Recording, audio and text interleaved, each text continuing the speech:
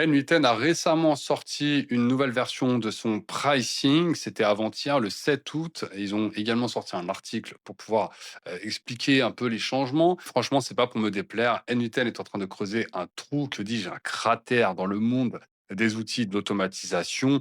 On le sait, hein, depuis cette année, N8N s'est fait connaître grâce aux agents IA et maintenant, ils veulent ouvrir les portes vraiment à tout le monde grâce à ces nouveaux plans. Alors, donc là, on a un article. Ce qui s'est passé avant que le pricing en cloud, il était éclaté. C'est-à-dire qu'en fait, en cloud, on avait seulement de 5 à 15 workflows. Donc, les workflows, c'est vraiment comme les scénarios en fait sur Make, qui étaient que vous pouviez, qui étaient actifs. D'accord, vous pouvez pas aller plus que là. Donc, autant vous dire que franchement, personne n'était sur la version cloud. La problématique, c'est que bah, il y a pas mal de personnes qui n'ont pas que ça à faire en fait de regarder des tutos sur comment Self-Host sur N8N, puis ensuite le mettre à jour. Enfin voilà, c'est galère, mais on va en reparler.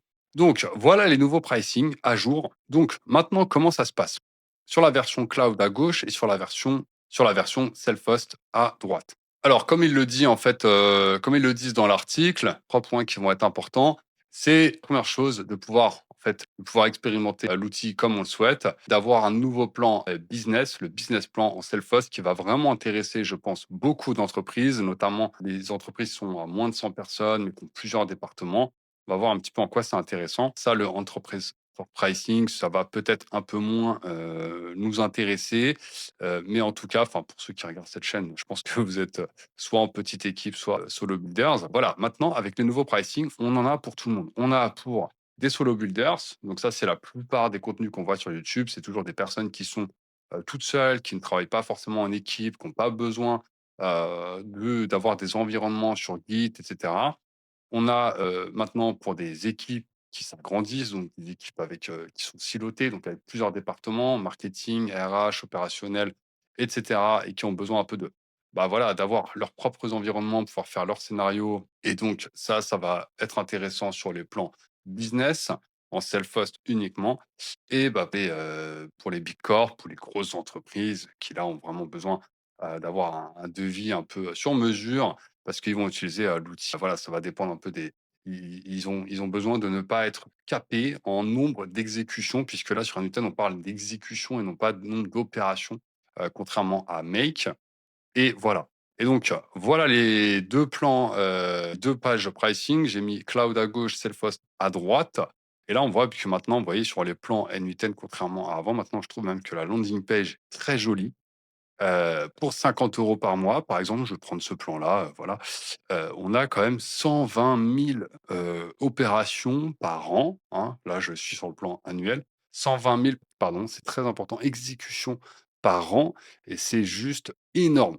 On a des rôles admin, des global variables, un historique, de 5 jours sur les workflows, alors que moi, j'ai 24 heures seulement sur la community edition, donc sur la version gratuite. Je vais dire version gratuite, ça ira plus vite. Sur la version gratuite en self-host, et là, franchement, c'est vraiment vachement intéressant. 120 000 exécutions, c'est énorme. Même là, hein, sur le plan à 20 €, par mois, 30 000 exécutions, c'est énorme. On va voir après comparer les pricing au niveau de Make.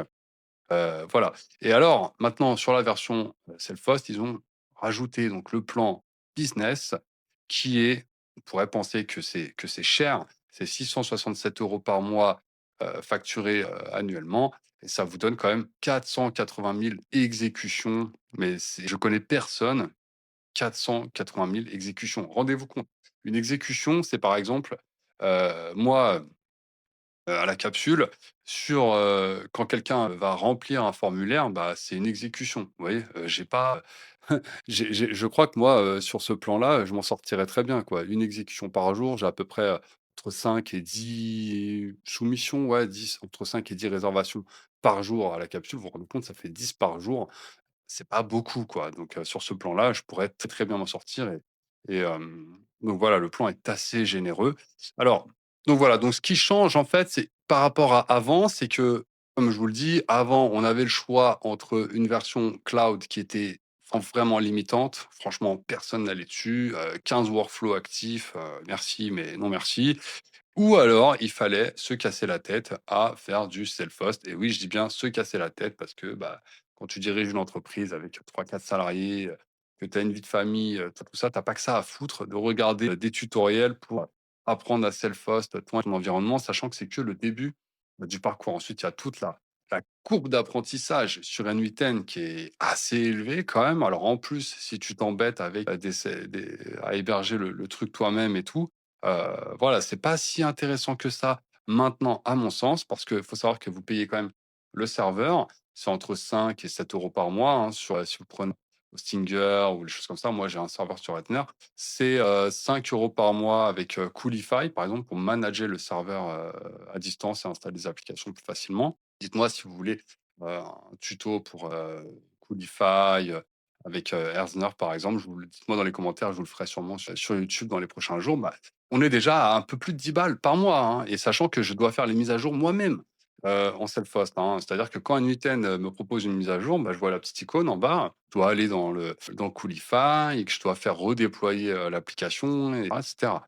Maintenant, là, si on regarde un petit peu dans le détail, au niveau des features, en fait, eh ben, on voit que ce qui va être donc là, je vais me baser sur le plan pro, hein, parce que franchement là, par exemple, ce qui va être intéressant, c'est sur la version, business en self-host, c'est le contrôle, le versionning via Git. Ça, c'est incroyablement, intéressant. Ce qui va être exactement, Max Active Workflow, bah, Unlimited, alors ça va être pareil sur tous les plans, hein. Maintenant, c'est limité partout, le nombre de work ah oui, voilà, là, c'est la version community, vous voyez? On ne la voit pas, là-haut, là, dans les plans, mais elle est ici, au niveau des features. Ça, c'est ce qu'on a sur la version, gratuite. On n'a pas de versionning, via Git. On n'a que 24 heures d'historique. On n'a pas de storage sur S3. Là, sur le plan business, on va en avoir. Donc ça peut intéresser, des entreprises. Là, sur la version cloud, ce qui va être intéressant, hein, sur la version pro, c'est les logs qui sont de 7 jours. Moi, je crois que j'ai que 24 heures, un truc comme ça, les amis, hein. Les exécutions concurrentes sur le self-host, eh ben, ça dépend de votre serveur, en fait. Ça va dépendre vraiment de combien vous payez votre serveur. Donc c'est pas, là, c'est 20, 5 ou 20, c'est pas mal. Voilà, là, sur la version business, on a le SSO sur la version business. Ça, c'est vachement intéressant. Bon, là, pas sur la version cloud, mais ça, c'est normal. Le nombre d'utilisateurs est illimité maintenant sur les versions cloud. Ça, c'est vraiment, vraiment, vraiment intéressant. Une instance admin, donc pour créer des utilisateurs, des choses comme ça sur la version pro. On peut gérer 3 projets. Non, franchement, écoutez, c'est quali. Moi, je pense partir, pardon, donc de la community edition, donc la version gratuite, à une version, starter pour commencer et après peut-être basculer sur la version pro. Alors, il y a autre chose aussi qui est important quand même, parce qu'il n'y a pas que des avantages à passer sur les versions cloud, c'est tout ce qui va être en fait les community nodes. Eh ben, sur la version cloud, vous n'allez plus les avoir, hein. Les community nodes, en fait, ce sont, alors, je ne sais pas si on va retrouver ici dans la doc, documentation, voilà. Voilà, vous voyez, en fait, là, les community nodes, en fait, hein, il vous dit, hein, c'est que sur les versions self-host, en fait. Vous avez, des community nodes, sur GitHub. Moi, j'en ai jamais utilisé, mais ça peut être vachement intéressant. Après, ce qu'il faut savoir, c'est qu'N8N, franchement, essaye d'officialiser, donc de rendre, disponible, entre guillemets, tous les nodes dans la version, cloud. De ce que j'ai vu, ça ship assez vite. Donc, je me fais pas de soucis là-dessus. À un moment donné, tout sera, plus ou moins disponible. Mais là, déjà, voilà, vous êtes tranquille. Alors, comparons maintenant les plans cloud et iMake, du coup, qui vont être intéressants. Donc, qu'est-ce qu'on a, par exemple, pour 20 € par mois sur N8N et qu'est-ce qu'on a sur Make? Alors, sur Make, par exemple, allez, on va dire, bon, ça va être dur de mettre, il n'y a pas de plan à 20 € vraiment. Ça va être soit 16 $, soit 29. Donc, je vais prendre le plan à 29 pour comparer. Eh ben, là, vous voyez, on a 40 000 opérations. D'accord? Et bah, franchement, c'est pas beaucoup. 40 000 opérations, et là, on a 30 000 exécutions, alors par an, pardon, attendez, on va se mettre, c'est vrai que là, on va se mettre en mois, en monthly, voilà. Là, on a 2 500 exécutions, par mois. Donc on peut se dire que c'est pas beaucoup, 2 500 exécutions, mais juste rendez-vous compte, 2 500 exécutions, c'est par exemple tous les jours vous allez interroger 2 500 fichiers, Excel. Tous les jours, vous allez envoyer, par exemple, 2 500 mails, ou vous allez faire 2 500 fois un trigger, en fait. C'est quand le scénario va se déclencher sur mail. Vous imaginez un peu? C'est juste énorme. Et là, vous voyez, par exemple, pour vous dire à quel point c'est beaucoup, en fait, ici, on va regarder sur un de mes scénarios, par exemple, un de mes scénarios là, vous voyez là, c'est par exemple réservation, PODX normalement qui devrait être là. Alors je vais le chercher ici, voilà. Là, vous voyez, si je regarde un historique, à chaque fois que j'ai une exécution pour un ouais, le scénario, il est bon, après, il est un peu balèze, on va pas se mentir. Il est un peu balèze, mais il se déclenche à chaque fois que quelqu'un, fait une réservation, en fait, sur la pour la capsule. Et ben, quand on regarde, en fait, au niveau de l'historique, on voit qu'à chaque fois, il va me consommer minimum 18 opérations et pourtant, vous voyez, j'ai à peu près là, j'en ai pas beaucoup, on est pendant la période estivale, j'ai 3 exécutions par jour. C'est pas beaucoup, donc imaginez en fait, c'est que entre le nombre d'opérations et le nombre d'exécutions, il y a un ratio de 15 à 24 quoi. C'est incroyable. Alors que là, sur N8N, en fait, l'exécution, franchement, je pense que je serais beaucoup plus rentable. Je pense que je pourrais faire, carrément tout ce que je veux avec le plan à 24, même si je fais à 24 € par mois.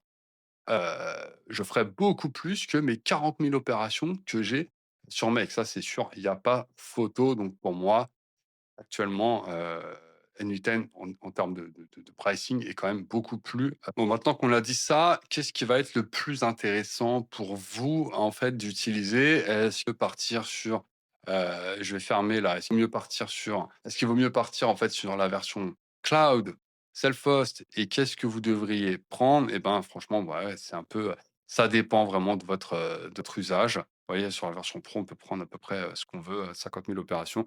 50 000 exécutions, pardon.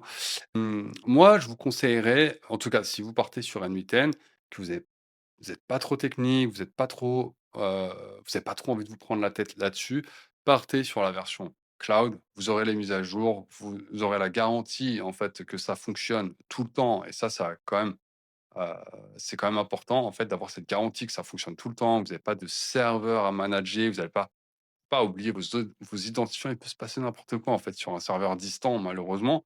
Et là, au moins, vous avez une garantie parce que c'est hébergé par N8N, c'est tout bien sécurisé. Voilà, c'est largement, suffisant. Donc moi, j'étais sur une version en self-host.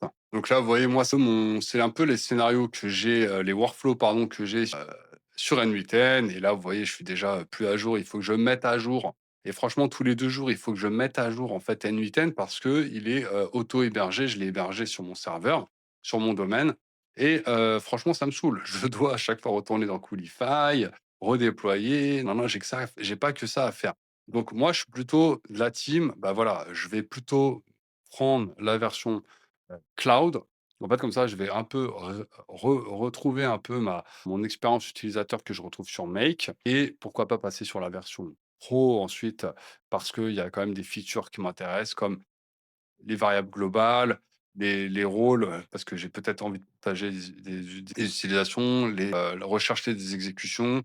Voilà, ça, c'est assez intéressant pour moi. Donc ça, je vais le prendre et vous voyez ça, par exemple, sur Make, il faut la version pro aussi, pour l'avoir. Donc ça, c'est vachement intéressant. Ensuite, est-ce que N8N va écraser, Make? Ben, j'ai envie de vous dire: «J'espère pas», parce que forcément, je vends des formations sur Make, donc voilà, mais en tout cas, pour être honnête avec vous, je ne pense pas. Je pense qu'il y a un monde où les 2 vont pouvoir, cohabiter. Je pense que N8N et Make, c'est 2 publics différents. N8N, c'est quand même la courbe d'apprentissage est quand même plus élevée, heu et si vous n'utilisez pas, voilà, les agents IA ou des choses qui sont vraiment assez complexes, franchement, Make, il fait vraiment le taf. Forcément, bon, après, c'est un outil que je maîtrise vraiment à la perfection. Ça fait 4 ans, que je suis dessus, enfin voilà, vous connaissez mon historique sur Make. Donc, mais par contre, c'est vachement intéressant. Moi, il y a des choses que je fais sur N8N que je ne fais pas sur Make parce que sur Make, ça coûterait trop cher, justement, et c'est pour ça que je le fais sur N8.